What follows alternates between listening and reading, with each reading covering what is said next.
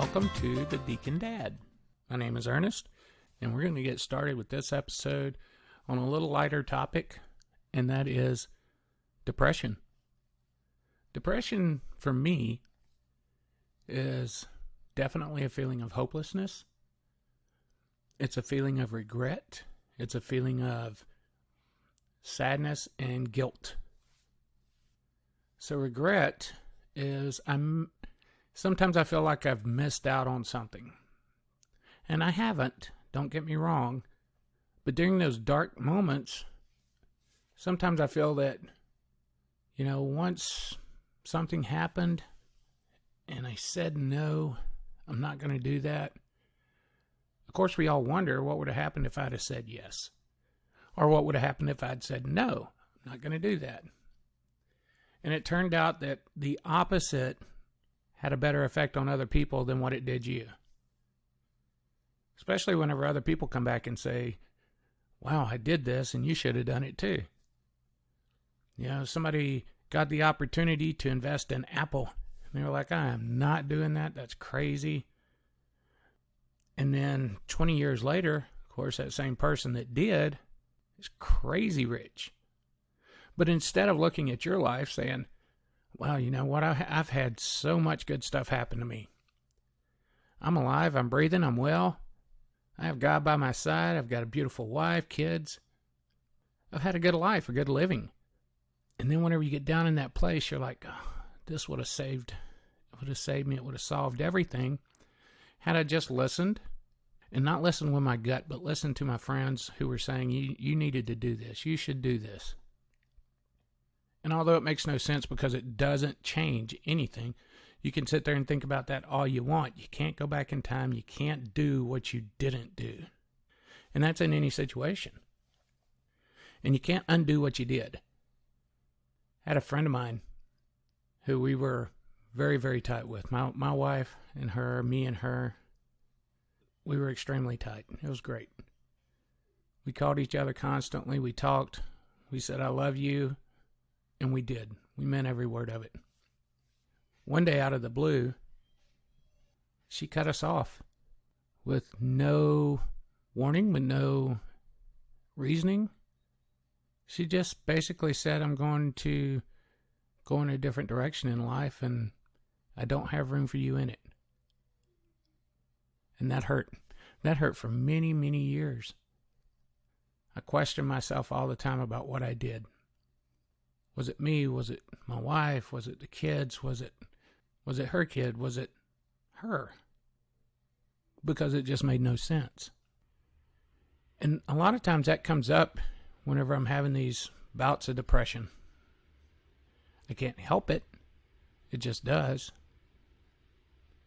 But whenever you get that regret thing and you get that you've done something or you haven't done something to please somebody else, then that's whenever you start questioning why. What did I do? Why is this happening to me? We could always revert back to Job in the Bible. According to Job's friends, Job had done something. He had to have done something. To bring on all the bad in his life, he had to have done something to anger God. But in all actuality, he didn't. Things out of his control affected him. The Satan and God made almost like a wager. If I were a betting man, then I would say God's a betting man. Because the devil said he could turn Job away from God. And the only reason Job was so faithful to God is because God had given him so much. So God said, I don't think so. Give it a shot. And this is for the most loyal, God, he gave his heart and soul. He gave everything that he was and he had to God. And people say God turned his back on him. Well, God didn't. God knew he had faith, just as Job had faith in God. God had faith in Job. But during that time, was Job depressed? Yes. Did he question? Of course. Did he want it all to end? Yes. But did he ever give up faith? No, he didn't. Now, whenever I'm depressed and I'm thinking about all these different things, I try to put those things into writing somehow. I have to remember most of the times that I write are when I am down and depressed and feeling anxious and sometimes not wanting to go on. It's easy to write during those times. It's easy to express that. I'm going to throw a real life situation at you. Say if you were to buy a car. You're all excited. You buy that car and everything is great. And then all of a sudden it's a new car and you got to take it back to the shop. Something went wrong. You've only had it for a week. You take it back to the shop and everybody's trying to do the best they can. They can't find a problem. It's one of those intermittent problems. It happens and then it doesn't happen. It's like taking your kid to the doctor. They're horrible at home. They can't function. They're dying. Just ask them. And then you take them to the doctor, and all of a sudden they're playing with all the games in there. They're watching TV. They're talking to other kids. There's nothing wrong with them. How can the doctor fix what he can't see? Well, whenever you get that car back and it starts messing up again, what do? You call the dealership back and you try to get them to understand what's going on. You take the car back, they still can't fix it. So you take it to a different dealership, and at that time, the car starts acting up. The other dealership fix it. So you go back online and you leave a scathing review of that first dealership. How horrible their service department was, how they couldn't do anything right. They couldn't even figure out what was wrong with your car. But the things you left out of that review were that the car wasn't acting up whenever you took it up there to them.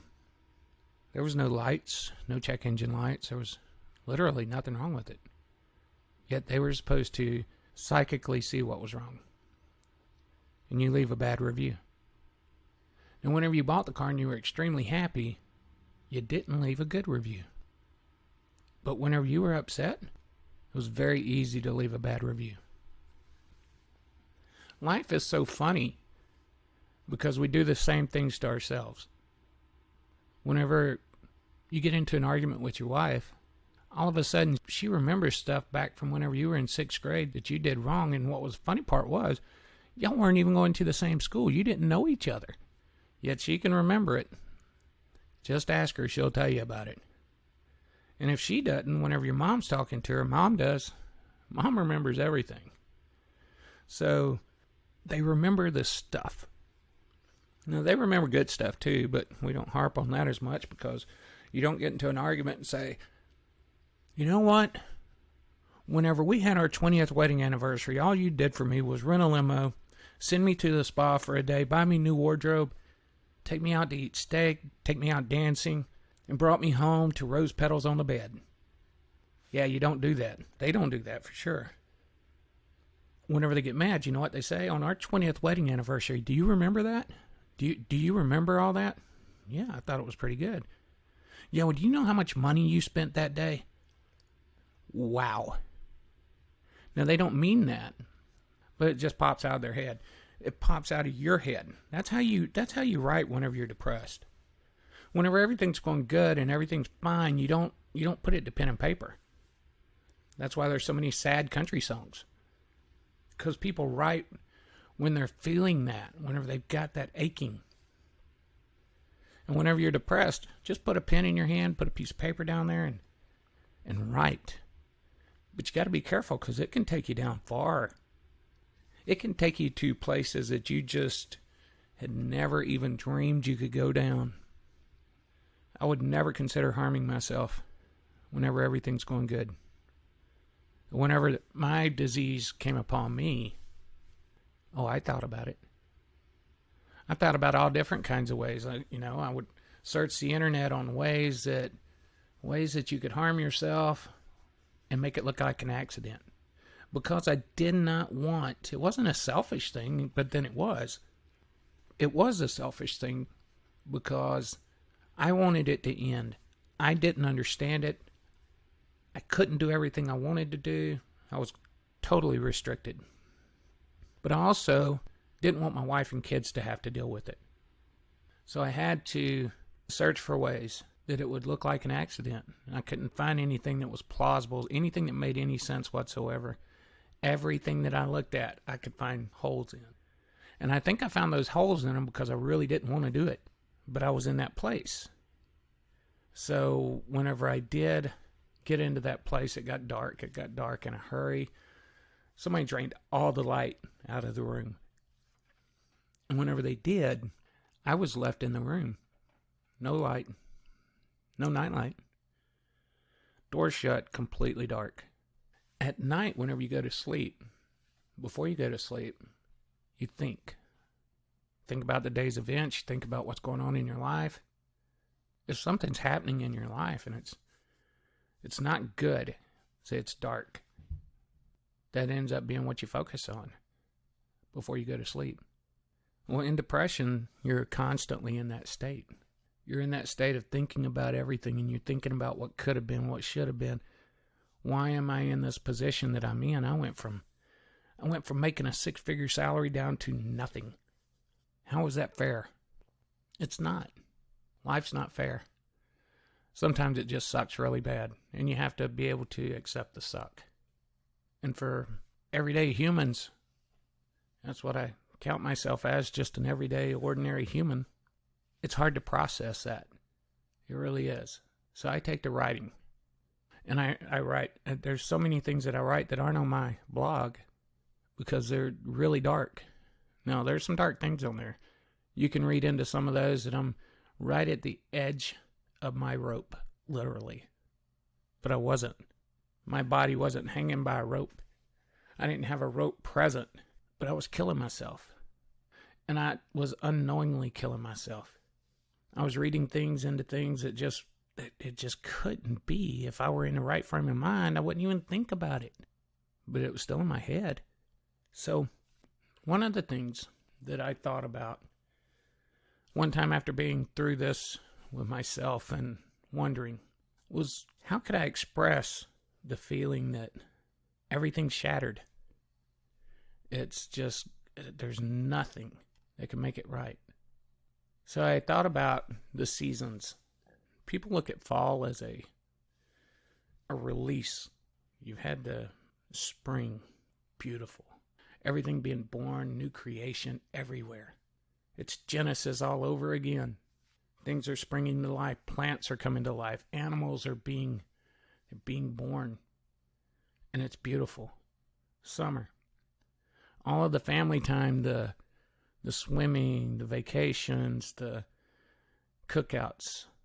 Just, it's amazing time to be with friends and family.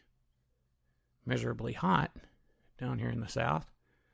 But it's a great time to be with friends and family. And you have all that around you, and you have all that going on, the hustle, the bustle, summer. Everything's going on. And then you have fall. Normally fall's a great time, but it's one of those things, it's the beginning of winter. Winter is the dark season, the gloomy, the locked in your house, the isolation. And you know that's coming up. And you know that's the start. Fall is the start of when things go dark, when it gets ugly. If you're in Alaska, it's done. You have no light. When you're in the South, it's a break from the heat. And it's a nice time to camp out, and it's a nice time to be with friends and family and cook out and it not be so hot. But it's also the turning point in the year. The turning point to where things have distracted you for a long time and you've been able to cope with a lot of things due to distraction and deflection.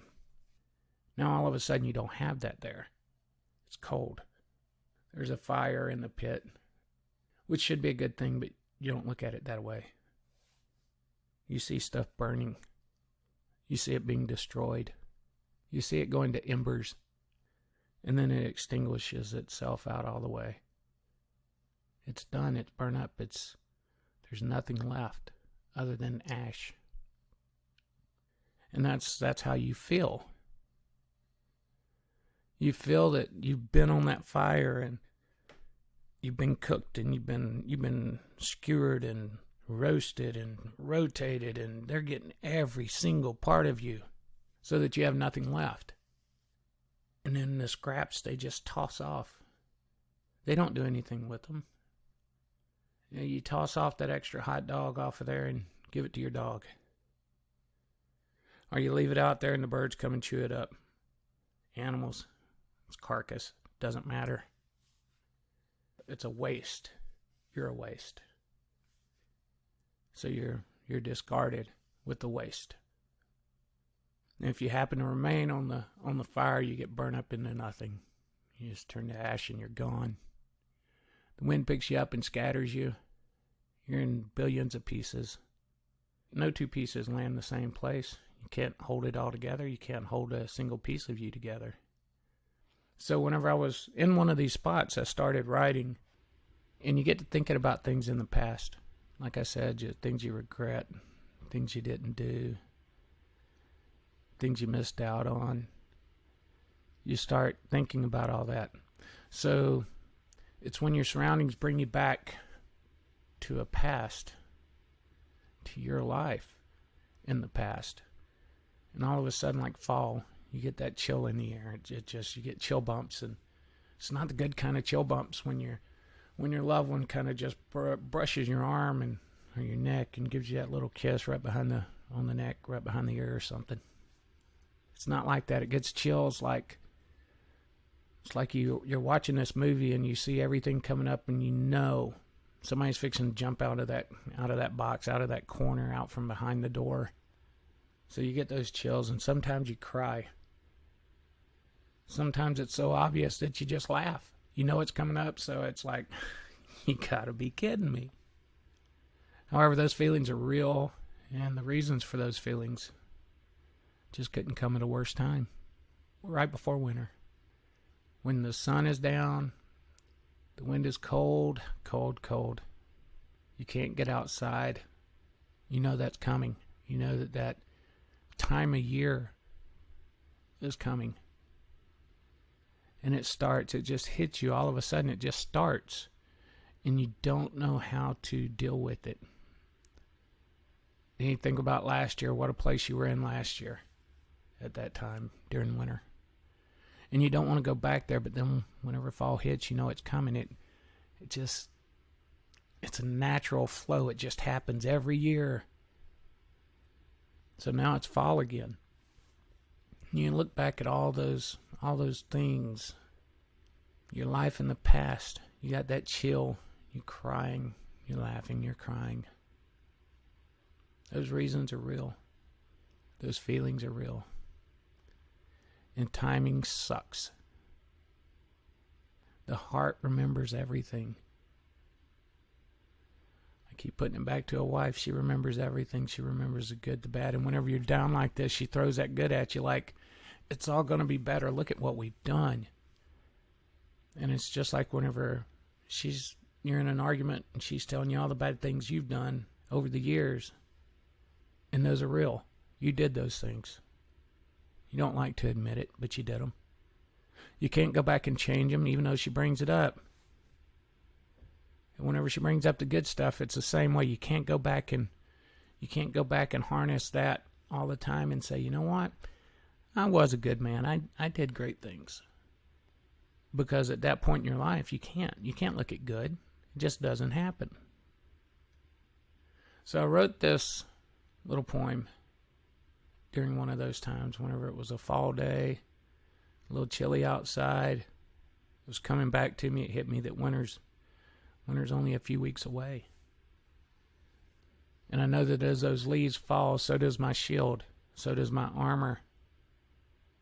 It says whenever the leaves fall around me, I cry. Their sharp edges cut my skin. The birds taunt, singing your words. They pierce my chest. They're digging for remnants with their sharp beaks, painful reminders, the cruelty of goodbye. On a day like today when the air was cold, but your words were fire, my heart over the pit, revolving on a skewer, skillfully carved, to be scattered amongst the heap, served to the carnivores, the bottom feeders. Mustering the courage to gather, piecing back together, mending the unmendable. They're missing pieces. As the birds gorge and the cold wind blows, the tears fall once more. We can go through this line by line, and it'll tell you the story of what I went through earlier. The leaves fall around me and I cry. I know it's coming. I know winter's coming. I know that cold and it's fixing to freeze my heart. It's fixing to freeze my emotions. It's fixing to chill my mood. And I cry just thinking about it. Whenever the leaves fall, their sharp edges cut my skin. Whenever you look at leaves, you don't think about that. You don't think about their edges. It's just beautiful. Whenever the fall changes the colors, they start falling. But whenever you're vulnerable, whenever you're hurting, all those things falling around you are emotions. They're words that you can think of that cut like a knife. And they shouldn't. Because they meant nothing of the sort whenever they were said. The birds taunt, singing your words. So you constantly have this feeling in your head that everything that they say, the words, you're reminded of their words. Not the good words, not the picking up in the limousine, not the taking you to a spa day. Those words, all you hear, which are never said, is look how much money you spent. Because you see the negative in everything. Piercing my chest, digging for remnants with their sharp beaks. The painful reminders of cruelty of goodbye. You're digging. They're trying to pull out of you the good stuff. They're trying to. They try hard. People tell me all the time, it's going to be all right. It's going to be all right. And I tell them, no, it's not. Regardless of what you think, it's not going to be all right. Things don't change. My illness doesn't get better. It gets worse. There's nothing that can be done about that. I can take medicines to ease the symptoms to make them better for a while, but I still fall. I still lose my memory. I still lose my left side. I still don't understand words that are on a screen. I still have a hard time talking, even thinking. And they mean nothing by it other than, I'm here with you. But all you feel is that whenever they say it's all going to be all right, you feel the sharp beaks, the painful reminders that you were all right. And the cruelty of goodbye, knowing you have to let those things go. And you're having a hard time doing that. And on a day like today when the air was cold, but your words were fire, my heart over a pit, revolving on the skewer so skillfully carved. Whenever it comes to these days, and it can be in the middle of summer, it can be in the spring, or in the fall, or in the winter, because you turn cold, and people try to talk you down, and they use these great words, and they love you so much, and they're trying to pull you around, trying to reach into your soul. They're trying to pull you off of that fire. But the words they're telling you are burning because you can't understand them. They're not right. It's not true. Everything that they say is just burning your heart a little bit more, and they're not meaning to. They're trying to get you out of this funk. But you feel like no matter what you do, you keep revolving around on that skewer. And whatever happened, whatever brought you into this place, they knew what they were doing. Because they took chunks in just the right places. They took all of the good stuff away for that moment. And they took those and they threw them. Or they just dropped them into the fire. To watch them turn to ash. And just disappear. Or they threw them off to the side and, they just brush you off. And they take that hurt and they just throw it away. and they throw it out there, and the carnivores just eat it up. People that look at you and they know you're down, and they're stepping on you. They're finding every which way they can to hurt you. Because there's people like that, regardless of who you are, regardless if they're in your life or if they're not in your life. Some people are just mean. They're the carnivores, the bottom feeders. You try to muster the courage to gather yourself up, and you try to piece back together, mending the unmendable. But then you find you have missing pieces. For me, that's my memory that's gone. You try and gather everything up, and you can't because it's not there. And whenever I have the memories but I'm depressed, that's just what it is. You do hit a point where you try and listen to people, and you say it's going to be all right. You're like, okay, I'm going to make this work. I'm going to try. Let me just try putting this back together. Let me try mending this. I know I can. But then you find out you have missing pieces. There's just that something there that is not there that you need to put back together. That glue jar is empty. And you look around, and as the people are making fun of you or they're taunting you, as the birds gorge and the cold wind blows, as a reminder you're still there. The tears fall once more. Now we end this today with just a reminder that we all have that time in our life to where it ends like that. The tears fall, and we know it's coming again, but it's the in-between times that matter. My family reminds me all the time that even whenever I'm depressed because I've lost my memory, that my grandchildren have their memories of my children and my wife. And they keep those memories alive of me and for me. Now that I'm doing the podcast, I can always look back on this and remember and be surprised at how willing I am to open up. But I thank you for listening. It's at this time during the program that we like to ask you to join us in a small prayer for some of the people that are going through these issues that we discuss on this show. Depression is a real issue, has real consequences. Some people don't make it through it. And it's our job as fellow human beings, as friends, as family, to not try and pull them into our reality, but to step into their reality to help them cope with whatever they have going on. And it's difficult for us to be in that position on both sides of it. Depression will bring you down so hard that sometimes it's just unreasonable to think that you can get back up. And some people don't. And that's very harmful to those people because now they're deceased, they're gone.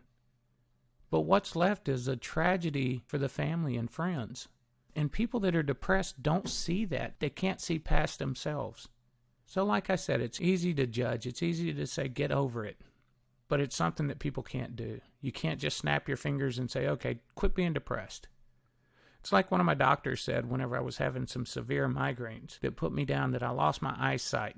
The neurologist came in and said, if you just get over your anxiety, you won't have these issues anymore.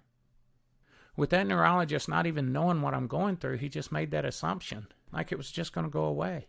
So even trained people that are supposed to know what's going on, psychologists, psychiatrists, neurologists, if there's an IST at the end of their profession, then they should be able to help you and guide you in some way.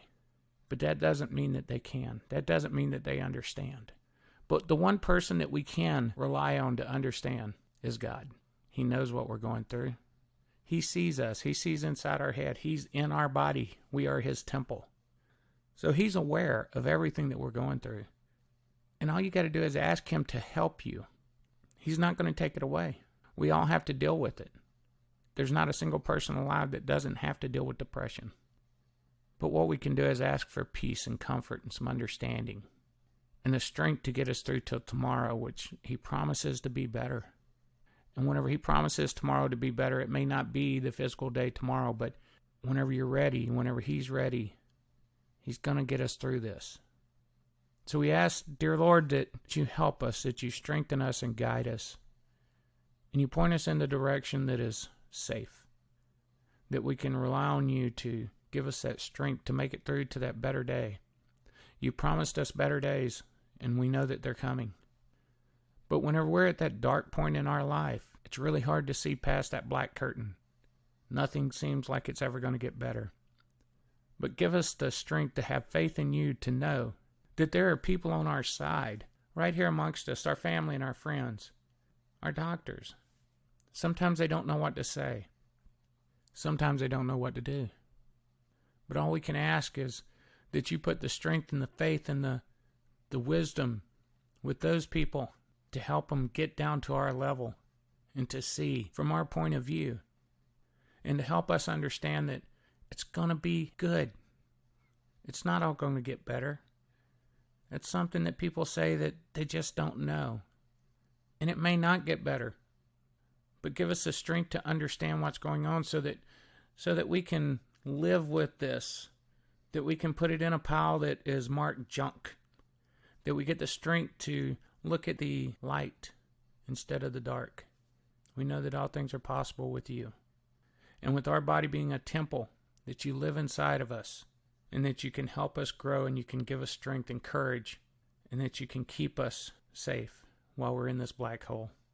And we ask that you shine your light into that darkness, because only your light can penetrate that black curtain, that black veil that hangs in front of our eyes. Dear Lord, we thank you for everything. We thank you for the many blessings in our life. Although we don't see them right now, we know that they're there. And we appreciate them, and we thank you, and we give all the glory to you. And it's in your name we pray. Amen. Thank you for joining me during this trip. I hope that you understand now a little bit of what people are going through with their illness. And I hope that you find a way to enter that world, keeping the light on you so that they may see a way out.